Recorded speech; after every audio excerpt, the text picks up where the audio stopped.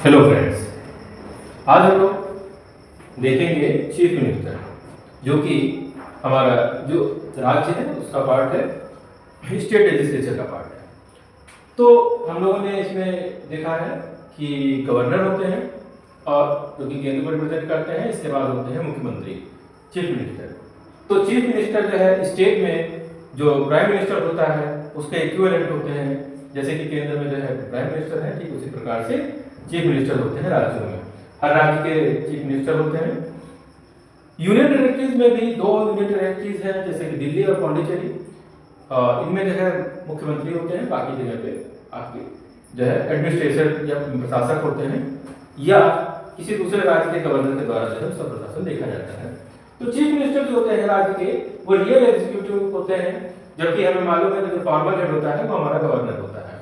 और chief minister का एक चीफ मिनिस्टर का सृजन होगा जो कि हमारे आर्टिकल 164 में दिया हुआ है।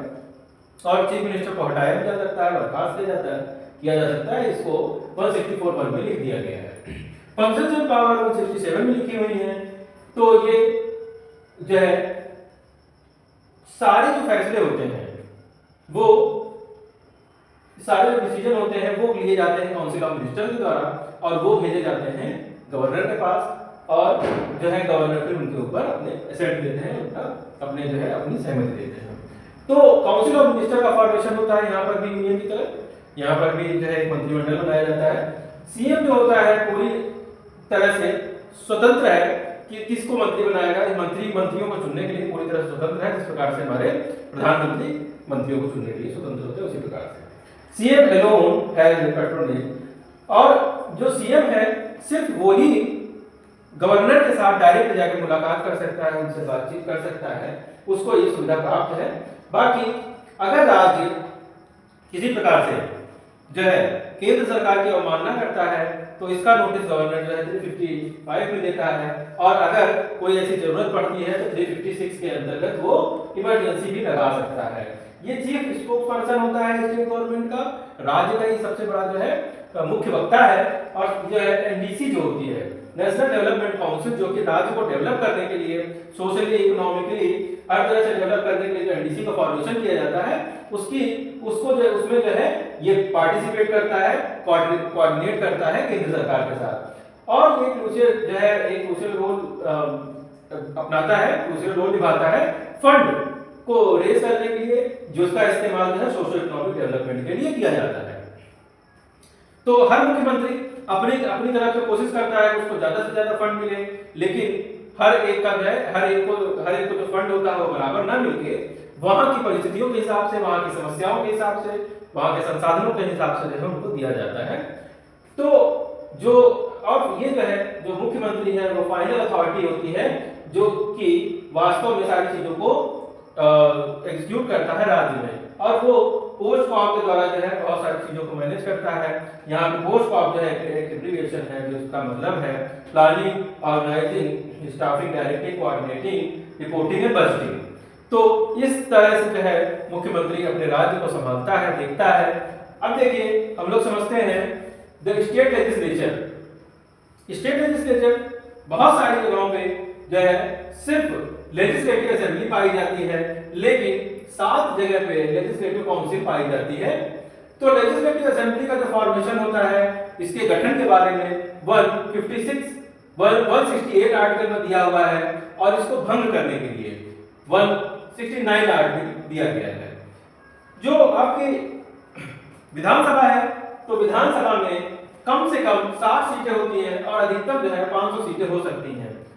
हालांकि अभी तक का कहीं पर 500 सीटें नहीं है। अभी तक का जो मैक्सिमम सीट है वो उत्तर प्रदेश में है, जो कि 403 सीटें हैं। और मिनिमम की अगर बात करें तो पुडुचेरी है, जो कि एक यूनियन टेरिटरी है, जिसमें 30 सीट्स हैं। और अगर प्रॉपर एक जो है स्टेट की बात करेंगे तो वो गोवा है, जिसमें 32 सीट्स हैं। इसके बाद एक एमएलए जो होता है, मेंबर ऑफ लेजिस्लेटिव असेंबली, वो जो होता है, जो विधायक होता है, वो 75,000 की पॉपुलेशन पे बनाया जाता है। कम से कम 75,000 होनी चाहिए, इससे ज्यादा भी हो सकती है, लेकिन कम से कम 75,000 पॉपुलेशन पर एक विधायक का गठन किया जाता है। और जो 84th कॉन्स्टिट्यूशनल अमेंडमेंट जो कि 2001 में आया था, तब से जो सीटों की संख्या है वो फिक्स है, और ये जो सीटों की संख्या है वो जो है 2026 तक का वही रहेगी जो जिस जगह पे जितनी सीटें एलोकेट की गई हैं। और ये जो डेटा है वो 1971 की जनगणना के आधार पर किया गया है, जितनी जनगणना थी उस हिसाब से। अब जो अगली फिर जो 2026 के बाद जो है अगली जनगणना के हिसाब से सीटों को घटाया या बढ़ाया जा सकता है। हम लोग समझते हैं कि लेजिस्लेटिव काउंसिल क्या है, ये विधान परिषद है। यहाँ पर लेजिस्लेटिव असेंबली विधानसभा है, लेजिस्लेटिव काउंसिल विधान परिषद है, जो कि हर जगह नहीं है। ये है यूपी, बिहार, महाराष्ट्र, कर्नाटक, जम्मू कश्मीर, आंध्र प्रदेश और अभी नव गठन हुआ है उड़ीसा में भी। लेजिस्लेटिव असेंबली को बनाया जा सकता है, लेजिस्लेटिव असेंबली को समाप्त किया जा सकता है, मगर लेजिस्लेटिव असेंबली को भंग नहीं किया जा सकता।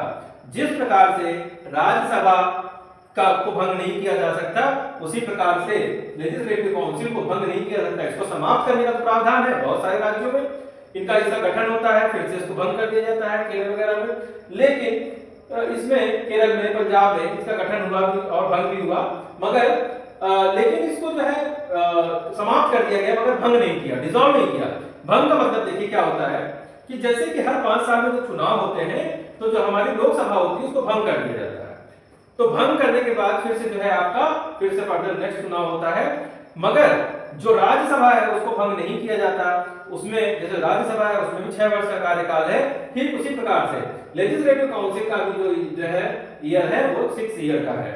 यहाँ पर जो इसका जो मैक्सिमम सीट्स हैं, जो मिनिमम सीट होती है वो मिनिमम सीट होनी चाहिए 40, और मैक्सिमम सीट जो होती है 1/3 ऑफ लेजिस्लेटिव असेंबली होना चाहिए अधिकतम।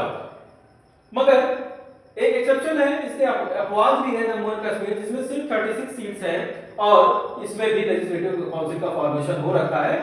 तो इसमें जो गठन किया गया है इसके अंदर जो है 1/3 मेंबर होते हैं, वो आते हैं लेजिस्लेटिव असेंबली से, और 1/12 आते हैं जो कि टीचर होते हैं, और 1/12 होते हैं जो कि ग्रेजुएट्स उसमें है, और इसके बाद 1/6 जो होते हैं वो नॉमिनेटेड होते हैं। तो राज्यसभा में जिस प्रकार से नॉमिनेटेड मेंबर होते हैं आर्ट से, साइंस से, सोशल साइंस से, इसी प्रकार से इसमें भी नॉमिनेटेड मेंबर होते हैं। तो यहाँ पे जो मैक्सिमम सीट है वो उत्तर प्रदेश की है, जो कि लगभग 100 सीट्स है, और बाकी जो मिनिमम है वो आपका जम्मू एंड कश्मीर हम लोग पहले भी देख चुके हैं।